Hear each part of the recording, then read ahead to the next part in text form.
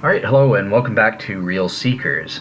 I wanted to post up my following with my Shroud series. So these are going to be the first posts of my actual solo series, my lecture series on the evidence from the Shroud of Turin. And I want to post them, these were originally posted on the SNS website, and I'm going to be posting these out of order. I'm going to start with parts 4 and 5, because that's where I really outline my minimal relevant features approach, the evidences or the features of the actual body images and the bloodstain images on the Shroud of Turin. And I think it's important to start the series off with that, just so people have an idea of what makes these images so special. So yeah, that's what you can look forward to here. Look down in the links. I'm going to be attaching a link to my blog post on this, where I'm going to have as an attachment my 300-page chapter on all of the evidence for the Shroud and how I argue for it being what I call a G-belief authenticating event, or a miracle of God, a sign of God that Christianity is true. So you can get that for free, all 300 pages there as a write-up in the attachments. But yeah, other than that, that's what I'm going to be outlining in this series, sort of my work on that front. So I hope you guys enjoy and have a great day.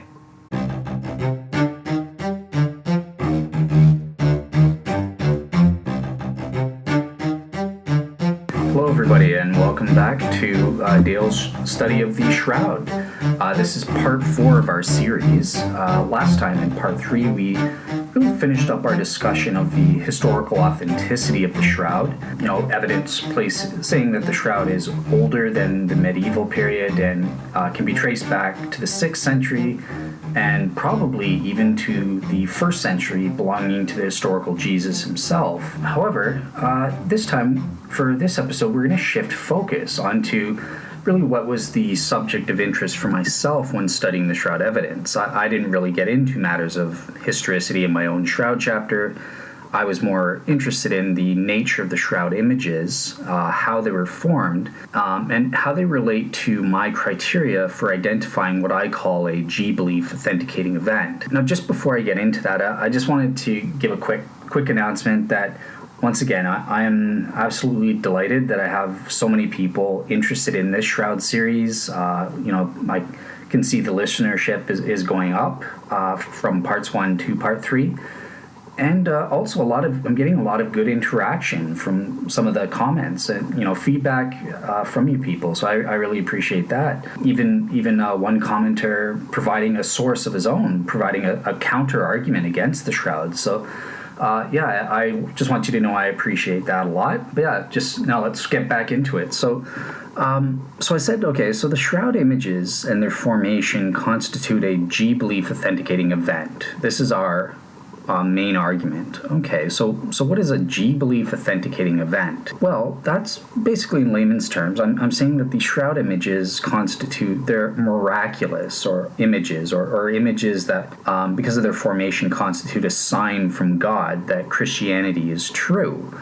And I think that a reasonable person, and I when I say reasonable person, I mean the legal definition, an average person, average knowledge, average intelligence, and discernment and that sort of thing, I think could, not necessarily would, but could, on a balance of probabilities, see the Shroud of Turin's image formation as constituting such an event for the Christian religion. Now, just as a bit of background, I've created an 11-premise argument, which I've really adapted from the skeptical argument from confusion or biblical confusion. I'm going to be providing a link in the recommended sources so you can take a look at the skeptical version. But I've sort of twisted that and said, okay, Mr. Skeptic, you're right. I think there are some forms of confusion God wouldn't allow. And I can use that to argue that if the evidence for a particular event, in this case, the Shroud's image formation, fulfill these certain criteria, well, since we know God can't allow any what I call undue confusion, confusion that interferes or hinders with our achieving our ultimate purpose in creation, so long as we meet certain conditions, then yeah, we can have confidence. This warrants the conclusion that the Shroud images are in fact miraculous, or these G-belief authenticating events, as I call them. So how do we identify such events then? Well, in general, when talking about mirror, various philosophers have written about this, such as Gary Habermas, Mike Licona, Richard Swinburne has a lot to say has a book on this as well. But they've typically mentioned there's about 3 essential elements which must obtain in order for one to be warranted in concluding that a given event is miraculous in some way. So what do these elements include? So the first one is, quite obviously, the event in question has to be proven to have occurred, or that it exists in the present, or that it will occur in the future if it's a prophetic evidence or something like that. Secondly, the event's occurrence has to be quote-unquote extraordinary in nature. So that means, by extraordinary, I just mean it's extraordinary to occur solely given the natural laws and mechanisms operating on their own merits without any divine input or provenance. And by extraordinary, you could also use the word paranormal. It just means it's outside of our current well-established or well-known natural mechanisms and laws that a reasonable person, the average person, would know about. And then finally, the third one is that the event has to take place within a context that is charged with religious significance. And this is really a key indicator. For example, some people point to the fact, okay, well, let's say I have some, I have some sort of illness or something, and one day, some random guy comes to my door for a visit. We have a little chat, and then the next day, somehow I'm healed. This illness is gone. Would that be a miracle? Well, maybe not. Maybe it's just some kind of anomaly or something. But let's say that same person was a priest, a Catholic priest or something, and they came and they prayed and they did a specific prayer saying, Jesus, heal this person in your name tomorrow. Let it be gone. And then that person the next day is healed. There's a bit of a difference there because of that religious context. I think you would be more warranted in that case in saying there's something here. This is a sign from God. So with my own criteria for being a G-belief authenticating event, I've expanded on these 3 essential elements that philosophers have come up with in order to make it easier to identify, these events that I call G-belief authenticating ones. And I'm going to provide my criteria for this in the sources. So this will be premise 8 in my 11 premise argument. You'll see the table there, and that forms the framework, the overall conceptual framework of how we're going to be evaluating the evidence for the Shroud. We're going to be, going through each criteria and demonstrating that the Shroud can fulfill each of those. Now, just to note that this podcast, it's outside of the scope of my Shroud series to analyze the criteria themselves, to, can I justify that these criteria would warrant a reasonable person in thinking that the Shroud images are miraculous or a G-belief authenticating event. I'm more, at this point, just interested in saying, well, does it fulfill these criteria? And for anyone interested in, well, can you justify these criteria? Who cares if it fulfills this? If the criteria themselves are not good enough to warrant such a conclusion in the first place. And just, that will be coming at some point on this site or at Reason Press. I know Andrew has expressed some interest in debating my criteria as a whole on his show, Ask an Atheist Anything. And plus, you guys have already heard some of what David has to say on some of those criteria, such as the issue of subsumability and the issue of sufficient attachment. So, yeah, you guys will get some of that coming up, but that lies outside of the scope of what I'm doing here in my Shroud series, just so you know. Okay, so without further ado, let's get into it. What is the first criteria? Well, this is what I call criterion A, and obviously we have to prove that the actual event aka the shroud's image formation, and the features that are associated with these images actually exist. Otherwise, if there's no event to explain, then there's nothing to talk about in the first place. So that's what we're going to be doing in the next two parts, going over what the various features are, and then from there we'll move on to criterion B, which is, what is their significance for the formation of these body and bloodstain images that we have with the Shroud Man on the Shroud of Turin. So in establishing our main argument that the Shroud's images and their formation constitutes a G-belief authenticating event, as I said, we're going to be looking at certain features. However, there have been a heck of a lot of features that have been, and data that we've gotten from over the years and centuries of study, especially with STIRP, initiating that first scientific results and all of the scientific investigation that's gone on since. There are literally hundreds, and again, I'm going to provide a couple sources with they're just lists of all the facts categorized for you guys as to what we know about the Shroud images. So I think you guys will be amazed there. But obviously, any matters with religious significance, the issue of bias will always come up. I have to admit, I fully admit, some of you guys have left comments saying Dale's just totally biased, cognitive bias, and and all this blah blah. You don't really interact with the actual evidence. You just sort of dismiss it and, he's biased. And I have to admit, yes, of course, everyone is biased, and I have my biases. I think the Shroud is good evidence. I make no apology for that. But I really do try my best to present a balanced approach, apart from part 1 and 2, where I think with the personal attacks I was going a little bit too much, so I cut that out. But yes, I have my bias, but I'm presenting my reasons to you. It's objective evidence. It's tangible. You can assess it. I'm giving my sources. I'm trying to present both sides as fairly as I can. I'm saying I don't buy the skeptic's claims. It's wrong to me. Here's why I think so. And what do you think? Search on your own and make your own decision. So yeah, at the end of the day, that's the best anyone can do in regards to bias. However, in my study of the Shroud, I have taken the issue of bias into account, especially with this criterion. And I've come up with an approach to help mitigate against my own biases in this approach. And it's similar to Gary Habermas. He has invented what's called a minimal facts approach, or Mike Lacona calls it his historical bedrock, to studying the historicity of the resurrection of Jesus. So he basically says there are certain facts which are so strongly attested, and virtually all biblical scholars, no matter what walk of life they are, agree that these are facts. These are minimal facts that you have to accept, or else you're not reasonable. And with those facts, they can establish the case for the resurrection.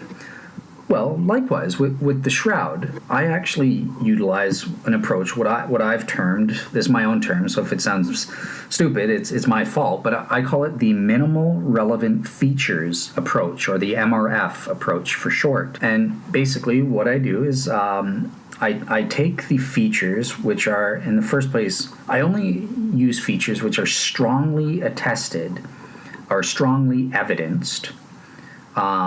So if you remember, I mentioned in part 3 about Shroud scholars classify the various facts.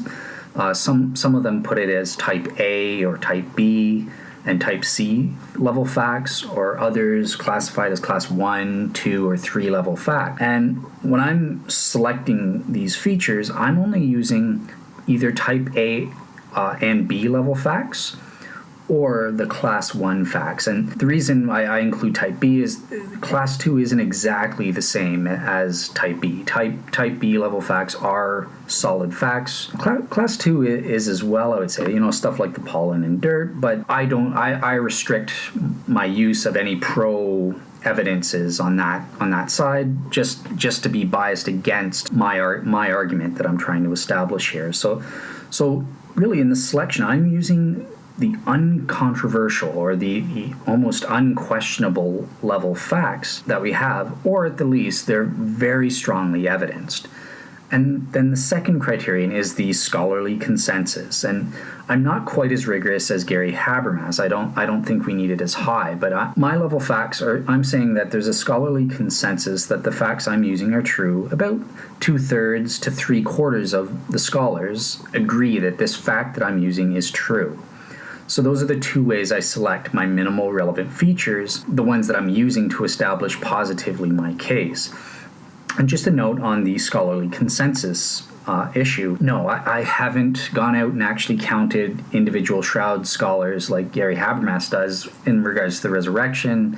This is just sort of my general sense from what I've read and what I've seen of the field. It seems like a strong majority do support the facts that I'm using. However, the scholarly consensus, that isn't important. That's more of a psychological comfort criterion. It gives you, some comfort that, well, the experts, they agree with this fact. Kind of like how Darwinists like to say, well, all the scientists, all the biologists agree that Darwinism and intelligent design is garbage. That must be true.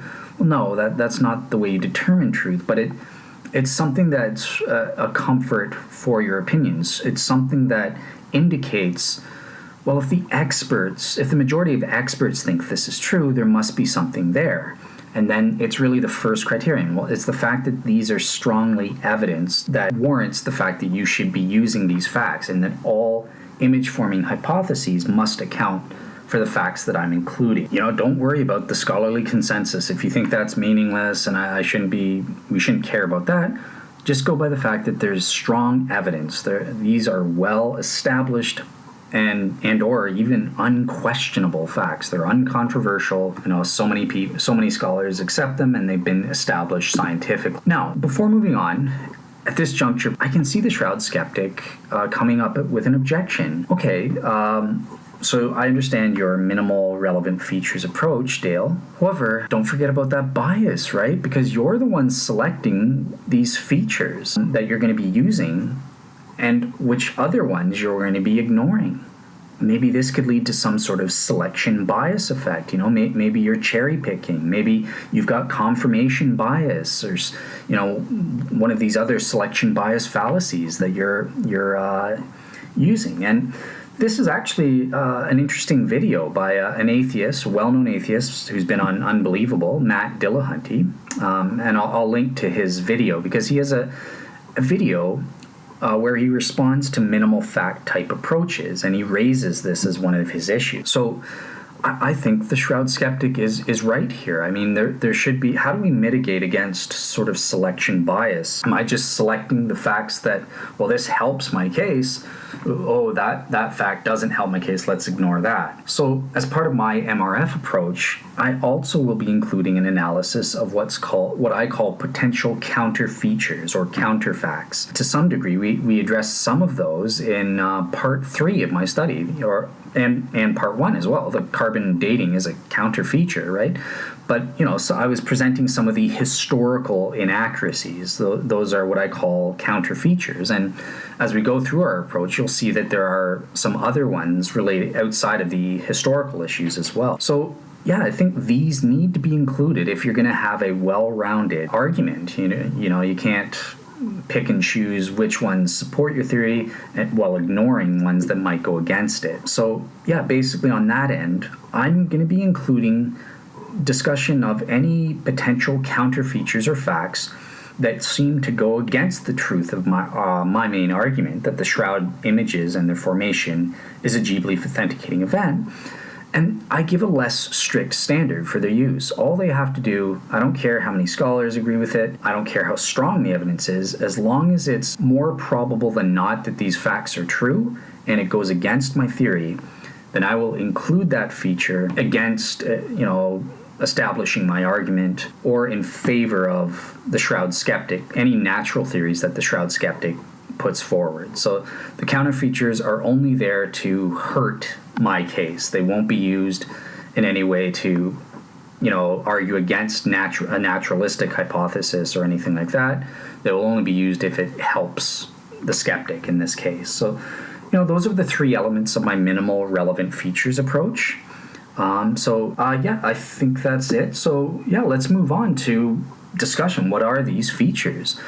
And the first feature is something that we've known about for a while, but just so you have an idea of the landscape, what we're going to be doing is I have a total of about 7 positive or supportive minimal relevant features that I use. Most of these come with multiple aspects entailed under each feature. So for part 4 here, I'm just going to cover the first 5 of these features as well as all of their associated aspects and any potential counter features that come up, in relation to those first 5. And we'll save the final 2 MRFs or minimal relevant features for part 5 next time. Okay, so the first 5 MRFs pertain specifically to the body images as opposed to the bloodstains. That's the primary focus of the features on the Shroud Man. So, yeah, the first one is one that we've known about since 1898, and it was really the first feature that was that shocked the world. This is what caused all of the scientists to be, what the heck's going on? This isn't just some relic. We need to really look at this thing. Basically what I'm talking about is the Shroud's photographic negativity. So in 1898, a guy named Secondo Pia, he took the first ever photographs of the Shroud. And what happened was later that night, as he was in his dark room developing the photos, he saw something on the photographic negatives.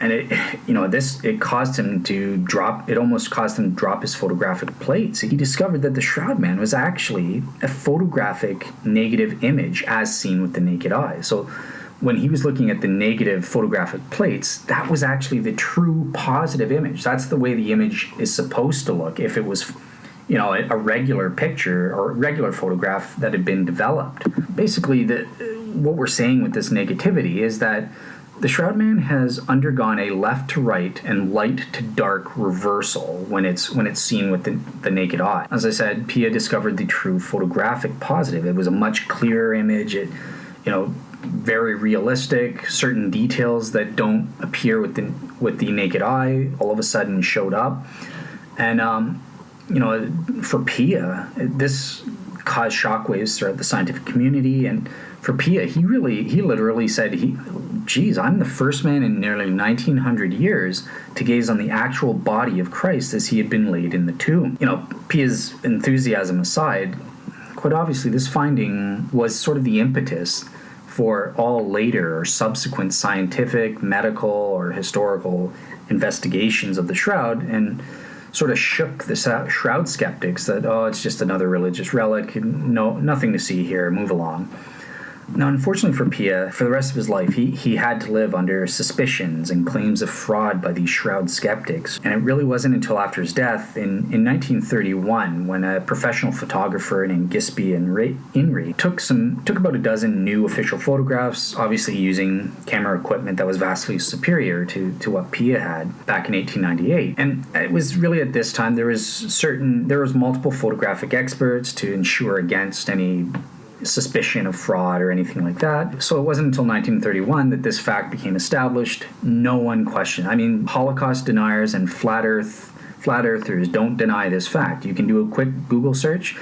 Those black and white photos, that's what we're talking about. That's the photographic negative images that N-Ray took that constitute the photographic negativity of the Shroud. That's undeniable. However, counterfeature alert. Remember, I mentioned that I would be addressing certain counterfeatures, and there is one related to the negativity. Some Shroud skeptics, such as Walter McCroney or Joe Nickel, have brought up the issue of the fact that, well, hang on, the Shroud Man's image is at least partially photographically negative, but it's only a quasi-negative image. Look at the hair, look at the beard. It would have to be, you're saying his hair was white. Well, Jesus was a young man in his 30s. He wouldn't have had white hair and beard. Let's listen to how Joe Nickel describes it. He describes it.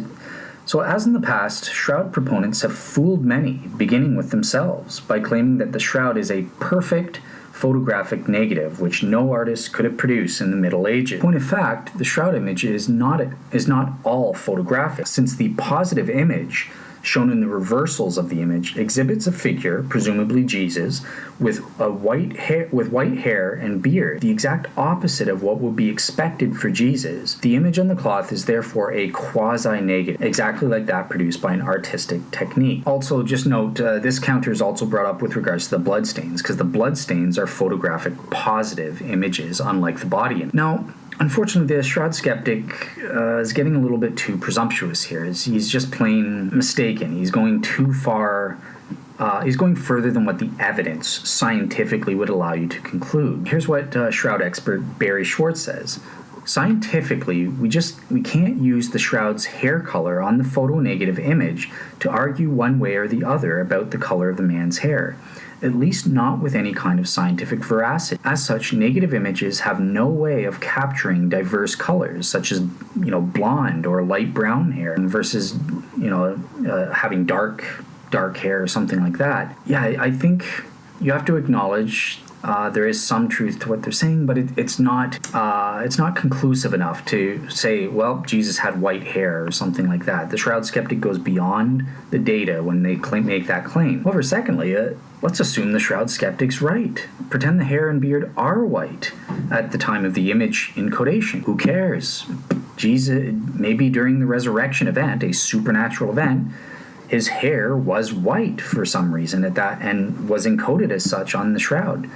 Certainly, the book of Revelation, chapter 1, verses 12 to 16, mentions that Jesus' hair was white like wool, like snow.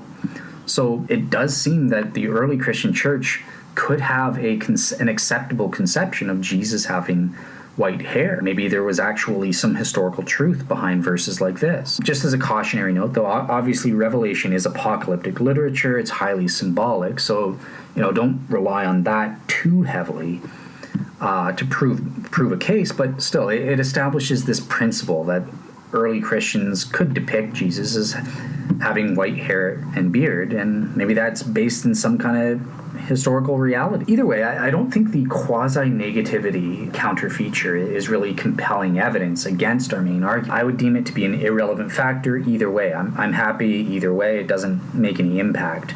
So really, any and all evaluations in terms of image-forming mechanisms we'll assume either or option. Whatever is beneficial for the Shroud skeptic, we'll assume that to be the case when we're evaluating the various image-forming mechanisms in criterion B. Now, there's also a second aspect that Pia discovered back in 1898, and this is the fact that the Shroud man's images, as seen in the photographic negative, have a very high resolution compared to what was seen with the naked eye, which some Shroud experts call the image diffuseness of the image as we see it with our eyeballs, with our eyes. So in the first place, with respect to the high resolution of the Shroud man's images, Stirp has actually taken measures to scientifically quantify the details of this specific feature. So, for example, the lips, which have the lowest image resolution, can actually be measured to be 4.9 plus or minus 0.5 millimeters at the 5% MTF value, whereas the bloodstains, on the other hand, have a much higher resolution, being at least 10 times better. Okay, that's a bunch of scientific mumbo-jumbo. What the heck does that mean?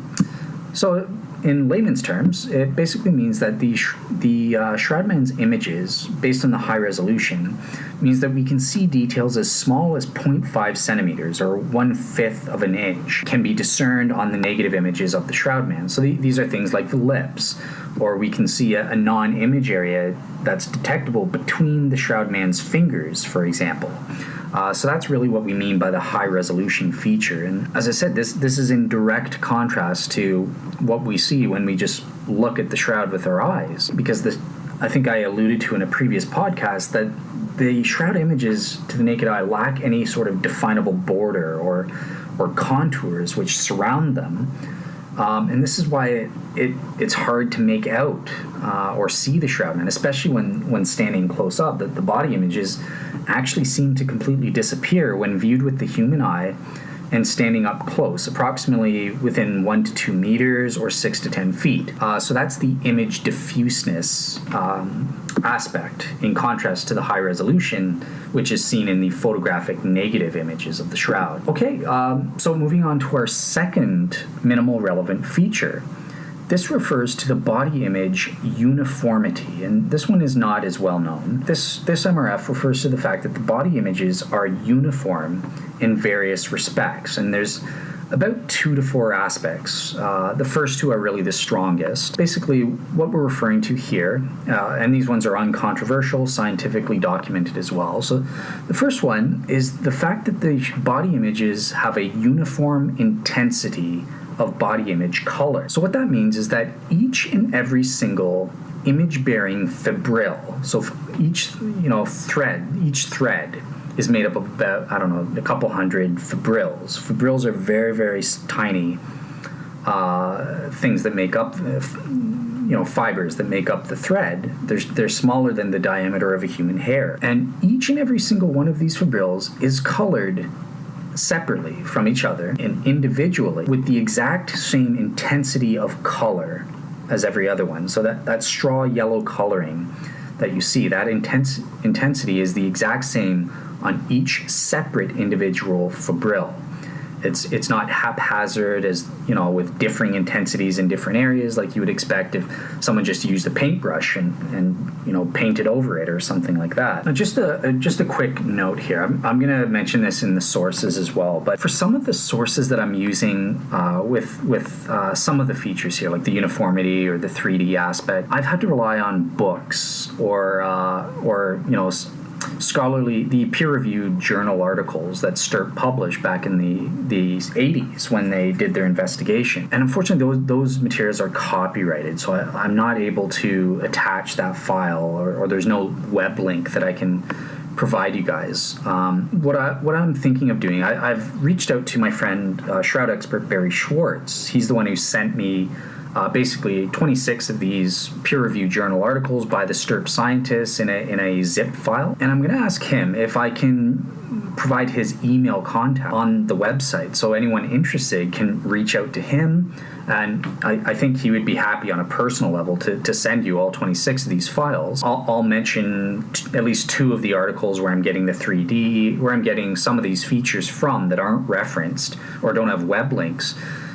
So you can search it out for yourself, or if you're interested in talking with Barry, I know he'd be thrilled to talk with you one-on-one if you're interested as well. But before I do that, I've sent him an email to ask him if he'd be willing for me to do that and provide his email contact at least. So I'll let you know what he says. But even if let's pretend he's in a bad mood and says no or something like that, I'll still provide a couple articles on the uniformity feature, or at least somehow you might be able to get it and double check what I'm saying. You may have to pay money, I don't know, but at least you'll have that reference then. Okay, so let's going on with the uniformity. The second aspect is the uniform density or density uniformity aspect. And what this means is that the frontal and dorsal body images have optical densities that are nearly the same. So what that means, it means in terms of the relative lightness and darkness of the frontal and dorsal images, they are essentially the same in terms of that color density. So that's STURP basically determined they have the same maximum optical densities of the frontal and dorsal images. And because of this, it's difficult when viewing the shroud to judge, at least with normal human visual perception, which of those images is darker than the other. They appear to be about the same. Furthermore, just as a quick side note, this is more relevant to another feature coming up, but STURP also confirmed that the shroud image is continuously shaded on both images, at least to some degree over its full extent. I'll get into that later. That's part of another feature. But yeah, to be more specific, in terms of being scientifically quantified, they've discovered that both the frontal and dorsal body images are very faint, each having typical reflected optical densities of less than 0.1 within the visible range. Now, just before, not to get too ahead of myself with the evaluation of the various image-forming mechanisms, but just to give you a sense of why is this important, what the heck are you talking about, there are going to be some image-forming hypotheses that postulates that we might, that has certain postulations where we might expect one of the images to be darker than the other, or in some cases significantly more so than the other one. For example, perhaps due to the effects of gravity. If pressing down on a body-shaped object that's lying in a supine position on its back or something, you would expect the dorsal image to be darker solely because of the effects of gravity compared to the frontal one. Okay, so just one little caveat with this one, and it's important to note that there are exceptions to this uniform density. Particularly, this is with regard to the facial image. That does seem to be darker than its corresponding backside, the back of the head, and that is it does have a visibly higher color density, or it is a lot darker. So just be aware that there is that exception. But in general, with the rest of the body, they have the same maximal optical densities, more or less. Okay, so I think there are a couple other aspects related to uniformity here. These ones are a little bit more controversial, though. So the first of these is the fact that there is what's called cylindrical uniformity. This is what I call it anyways. But some STURP scientists have discovered a separate but related aspect where they say, quote unquote, if a fiber is uniformly colored, it is uniformly colored around the entirety of its cylindrical surface. So each around the cylindrical fiber. So, it's basically saying this uniform color surrounds the entire surface of each fibril, leaving the inner portions completely uncolored. It's just the outer rim all the way around. 360 degrees around. There's that color. However, I have to admit that this fact is not good enough to count as a minimal relevant feature. It is rendered as a Class 2 fact by some pro-shroud experts. Others give it a higher rating, but because I've found some pro-shroud experts and I recognize that there's some controversy here, I've opted not to include it, at least until there's further confirmation, because really it could be the case that it was the lighting that was used in collecting the photographic and observational evidences which support the veracity of this feature or this aspect. That could have played a factor in coming to the conclusion that was reached. So until that's corrected for, and until there's some kind of additional microscopic testing, using rigorously controlled lighting, I'm not going to be including cylindrical uniformity as a minimal relevant feature. I might bring it up out of interest, but it's not going to be held against any naturalistic theory. So I think the last aspect of the uniformity feature is the substance uniformity. This one's pretty simple. It basically just says that whatever the mechanism was that created the body images, it seems to have operated uniformly on diverse substances, such as skin or hair, possibly even nails. And if you buy the arguments, the flowers and even metal from those coins, remember those Pontius Pilate coins I referenced in part 3, if they're there, it's also working on metal. So it seems to be working on various diverse substances. However, this fact, I would say, is not necessary for establishing our main argument, and also some theories don't postulate it. So rather, they don't postulate a real human body or something like that. And even though I think we can prove that, it's not necessary for my argument. So I don't even want to say necessarily, I don't want to assume as a minimal relevant feature it has to be a real body. Maybe it was a statue, so it's all the same substance or something like that. So the substance uniformity and cylindrical uniformity, just be aware of them as aspects. With the latter, the substance uniformity, I will use this as a minimal relevant feature for any theories that accept or that they posit the use of a body as opposed to a statue or something like that. If the Shroud skeptics themselves give me differing substances, then this feature will apply. Okay, so our third feature is one of the most famous. It's the most famous, I would say, and it's the three-dimensional information or data that's encoded on the Shroud. So basically, STURP scientists, even prior to STURP, this finding was made back in 1976 when physicist and future STURP leader John Jackson, along with an image specialist Bill Maughtern of Sandia Laboratory, they used what was called a VP8 image analyzer on the negative photographs, Henri's 1931 negative photographs, and first discovered a remarkable feature. They found that the luminescence and or image density, so that's the darkness, right? Dark versus lighter colored areas. Those distributions of both the frontal and dorsal body images can be correlated mathematically to the distances between the encoded underlying and or overlying, in the case of the dorsal image, shroud man and the shroud itself, which was wrapped around him.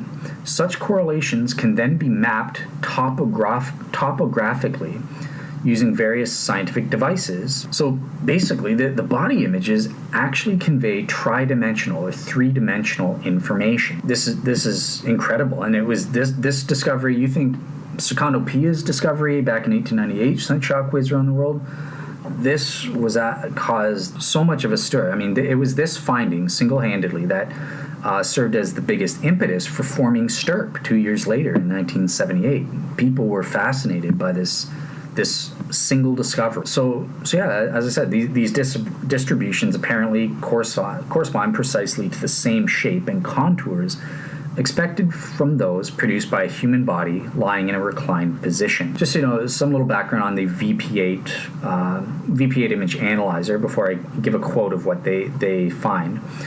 This is basically a piece of space-age imaging equipment. It works like a form of radar. So it's able to detect, based on these color density distributions, how far the shroud man would have been in relation to the cloth at the time the images were formed. Really, NASA used to use this type of technology to calculate the sort of distances between various objects out in outer space and stuff like that. But let's just give a quote here. So what did Jackson and Modern say when they made their discovery? So this is their quote of their finding. Quote unquote, it was revealed that there was a correlation between the density or darkness of the image on the shroud and the distance the cloth was from the body at the time the image was formed. We, the researchers, calculated that the image on the shroud was formed at a cloth-to-body distance of up to approximately 4 centimeters, but beyond that, imaging did not occur. So what that means is basically any body areas that would have been 4 centimeters or more away from the cloth at the time the images were encoded, those didn't get encoded on the shroud at all. There's just nothing there. So, basically things like the hollows of the shroud man's eyes, they're a lot less dense or dark than the tip of the shroud man's nose, for instance. So I think you guys get it from what we're talking about here, at least. Just some qualifications on this feature. It does have to be said that the backside image, displays quite a bit less three-dimensional variety than the frontal image, especially the facial image, because as you can imagine, faces have quite a lot of differing levels, right? Your cheeks compared to your nose or the hollows of your eyes. But with the dorsal image, this is really presumed to be the effects of gravity. The body flattens against the cloth lying on a stone slab or something like that. Also, I also have to admit as a qualification that there are some minor disruptions in the shroud's three-dimensional information. It's not perfect, but really these disruptions only occur in locations where there is something disrupting the results. So this, like the blood stains, but any body areas where it's unhindered, there's no blood stains or water stains or something like that, the 3D information represented there is spot on. It's perfect. And finally, we also have to clarify something here, because I'm using the word 3D. Barry Schwartz would probably take me to task for misleading you, because it's not actually the case. These shroud images are not three-dimensional. They're not, at least not truly three-dimensional, right? Because that would imply 360 degrees of information. So instead, it's more accurate to say that, in Barry's words, quote unquote, what we actually see in the shroud image is an accurate dimensional relief, similar to that created by the bas-relief art technique. The result in the shroud is a natural relief of a human form. So just beware, that's technically the way you should say it. It conveys this topographical information and three-dimensional features, but it's not 360 degree of information, like a statue or something like that. It's more akin to a bas-relief. However, I think it's important to mention here that No other artwork, picture, or photograph in history, nothing, not a single one, I dare the Shroud skeptics listening to find one, has ever had this three-dimensional property.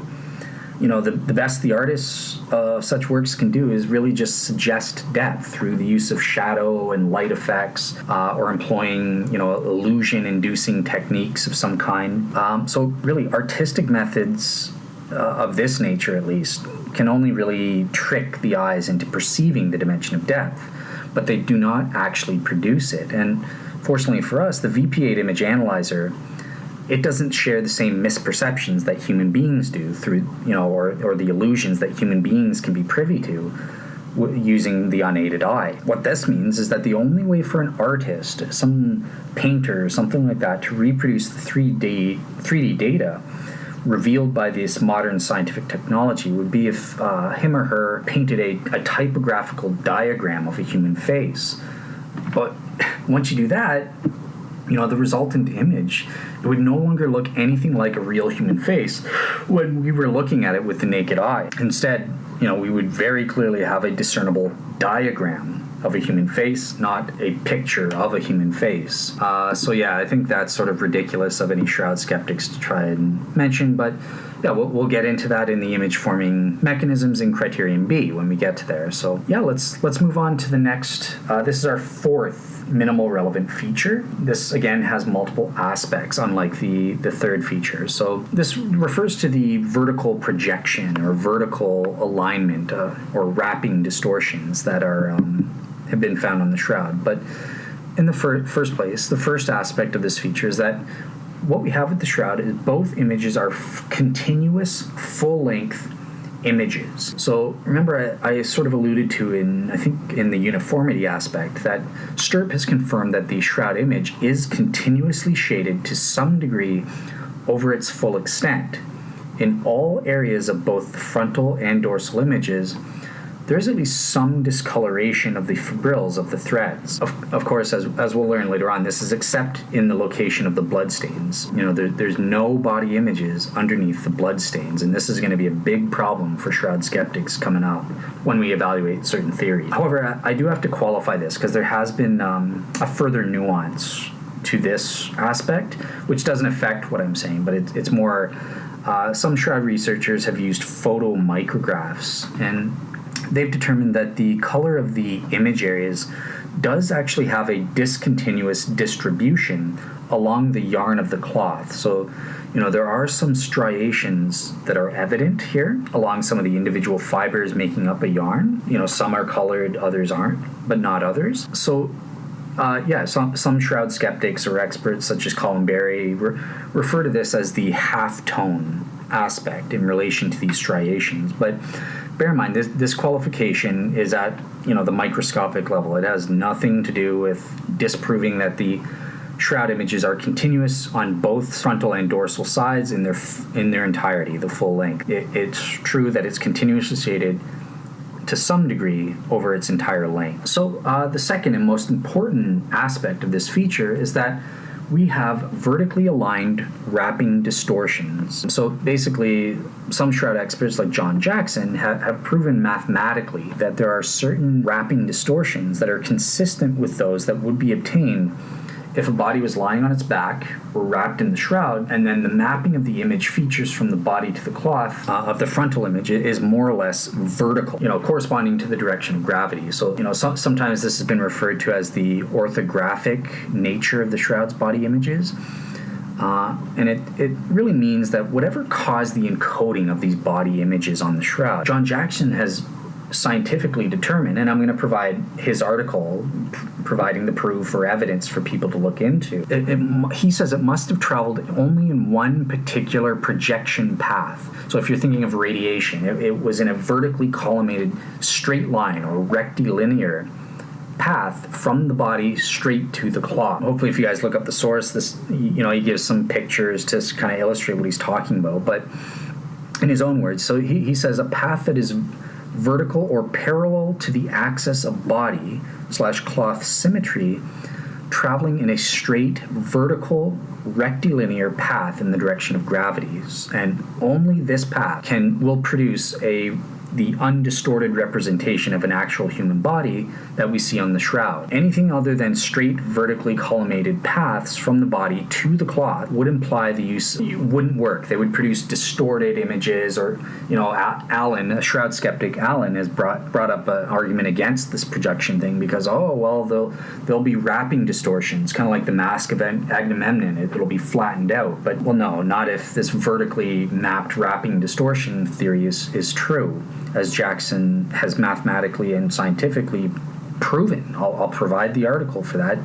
You decide for yourselves. But yeah, obviously what the heck could that be that would travel? Obviously, John Jackson has his theory that radiation, the body magically disappeared, and radiation traveled in a vertical, straight line, rectilinear path to form the body images onto the cloth as it collapsed. However, one interesting thing here is actually Jackson was wrong. There is another path that could possibly still account for the data.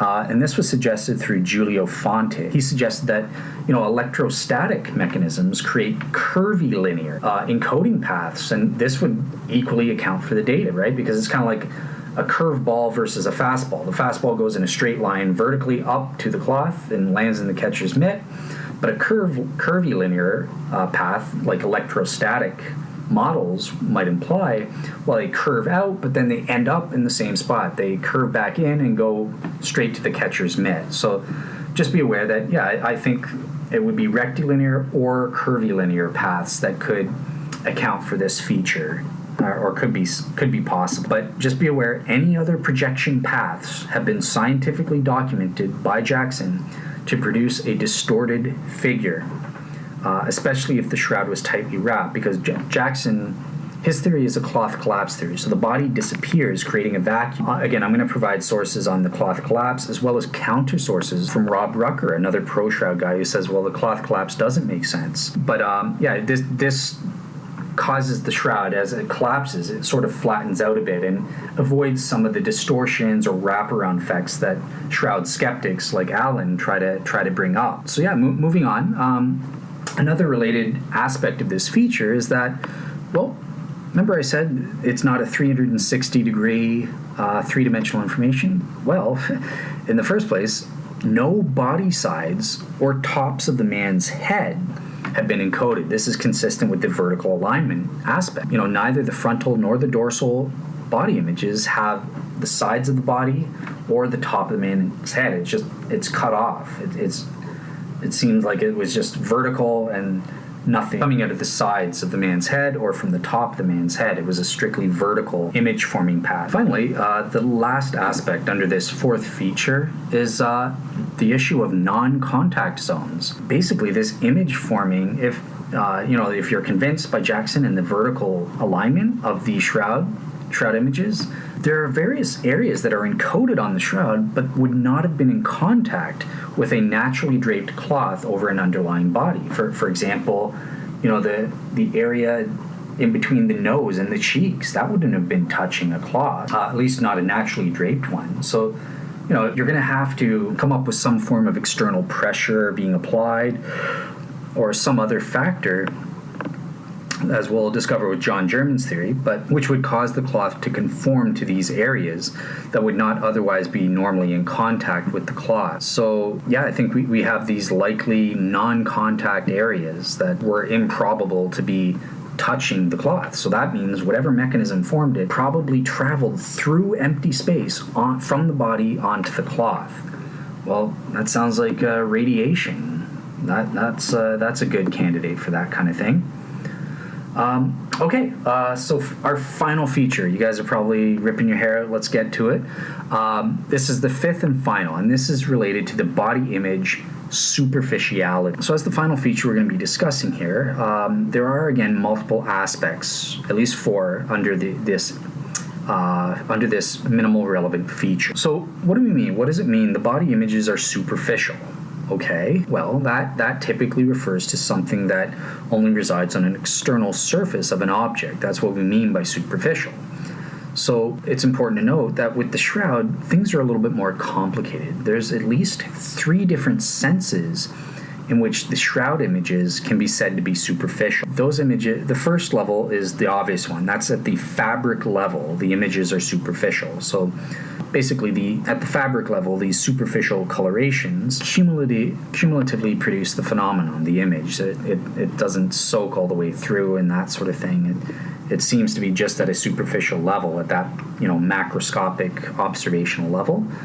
The second is the thread level, superficiality. So that means that the coloration that makes up the body images extend only to depths of 2 to 3 fibers into the thread. Bear in mind, a typical thread is made up of approximately 200 fibrils. So it covers 2 or 3 of these 200 fibers making up a single thread. Really superficial. Finally, there's a third level as well, and this is at the level of the fibers. The image is superficial. Basically saying that the color alteration of the individual fiber is restricted to chemical changes in approximately the 200, I think this is micromillimeter. I'm going to be providing a source for these 3 levels, so look that up. It's NM, whatever that means, micrometer or something like that. Thick external layer. So basically, an individual fiber, it's just on the primary cell wall of that fiber. It doesn't go all the way through the individual fibers. Remember, these fibers are smaller than the diameter of a human hair. This is incredible, and this is going to rule out a whole bunch of skeptics' artistic theories, that's for sure. But we'll get to that later. So this is just their quote of what I just said. But yeah, so at the fabric level, the image's coloring only resides on the external surface of the cloth and does not penetrate the whole cloth in any image area, and it doesn't go beyond where any 2 or more fibrils cross over one another. So that if there was a crossover, there would be a white spot on the lower fibril. The thread level, as I said, it only extends down to the top 2 to 3 fibrils of each thread. Only those top 2 to 3 fibrils are colored. The rest are white. They're left uncolored. And then finally, at the fibril level, the image only resides in the external surface corresponding to the primary cell wall, and the cellulose of the linen fiber residing in the secondary cell wall is not colored. And then they also say that the medullas of the 10 to 20 diameter fibers in image areas also appear colorless. So, yep, that's their definition of how they say it. That's sort of the technical quote. But yeah, so just be aware there are these 3 aspects: fabric, thread, and fiber levels, where the image colors are said to be superficial as opposed to extending deeper into the cloth. Now, just be aware that oftentimes with image-bearing mechanisms, you'll hear shroud skeptics making boastful, confident claims. Oh, we've duplicated the shroud's superficiality. We've created superficial images. But remember, don't believe them. Look at the results and see what they actually claim, because they like to use this type of rhetoric, but it's a lie. Oftentimes they will have claimed to have produced one level of superficiality, but they're totally oblivious to the fact that they have to fulfill the other 2.